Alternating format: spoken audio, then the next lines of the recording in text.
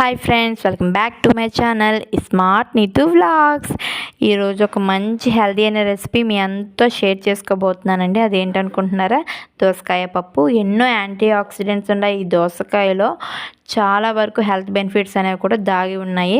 మనకి anti oxidants ఎక్కువ ఉండడం వల్ల మన స్కిన్ అనేది ఫెయిర్గా తయారవుతుందన్నమాట. ఇందులో క్యాలరీస్ తక్కువ ఉంటాయి, ఫైబర్ ఎక్కువ ఉండడం వల్ల మనకి వెయిట్ లాస్ అవ్వడానికి కూడా చాలా బాగా ఉపయోగపడతాయి.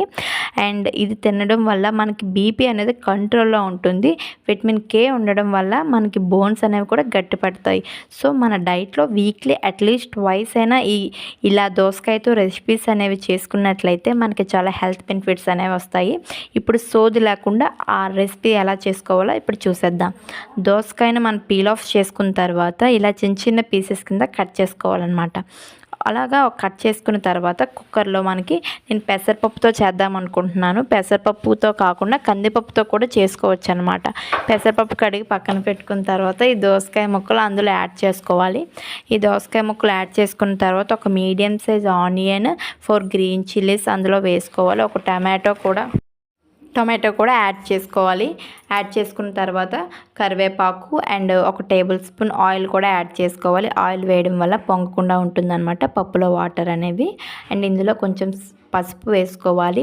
పసుపు వేసుకున్న తర్వాత 1.5 స్పూన్ కారం యాడ్ చేసుకోవాలండి. మనం గ్రీన్ చిల్లీస్ ఇందులో వేసుకున్నాం కదా, దానికి చూసుకొని సరిపడగా కారం అనేది యాడ్ చేసుకోవాలి. ఇంకంతే.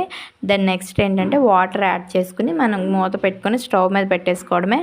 ఒక 3 విజిల్స్కి ఉడికిపోతుందండి. పెసరపప్పు కదా, 3 విజిల్స్కి ఉడికిపోతుంది, త్వరగా ఉడుకుతుంది అన్నమాట. మనకి ఇలాంటి మంచి రెసిపీస్ అనేవి మన ఛానల్లో చాలా వరకు వస్తాయండి. నాకు సపోర్ట్ అనేది మీ అందరిది కావాలి. ఆ లోపు ఏం చేస్తామంటే చింతపండు కొంచెం వాటర్ వేసి పక్కన పెట్టుకుని నానవేసుకున్న తర్వాత మనకి పప్పు అనేది చూసారా బాగా ఉడికిపోయింది. దీన్ని ఇప్పుడు స్మాష్ చేసుకోవాలన్నమాట. ఇలా స్మాష్ చేసేటప్పుడే మనం సాల్ట్ అనేది కూడా ఇందులో యాడ్ చేసుకోవాలి. సాల్ట్ అనేది ముందు వేస్తే సరిగా ఉడకదు అని చెప్పేసి నేను ఇలా పప్పు అంతా ఉడికాక మాత్రమే సాల్ట్ యాడ్ చేసుకుంటాను.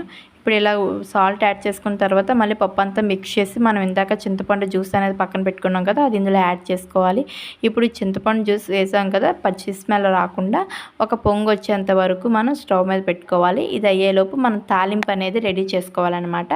దానికోసమని 3 టేబుల్ స్పూన్స్ ఆయిల్ వేసుకొని అండ్ వెల్లుల్లి రెబ్బలు పోపు దినుసులు యాడ్ చేసుకున్న తర్వాత ఎండుమిర్చి, కరివేపాకు కూడా ఇందులో యాడ్ చేసుకోవాలి. ఇవి చిటపట్లాడే టైంలో మనము ఏం చేస్తామంటే పప్పు ఇందులో వేసేసుకున్నా సరిపోతుంది. నేను ఇక్కడ కొత్తిమీర అనేది యాడ్ చేసుకుంటున్నాను.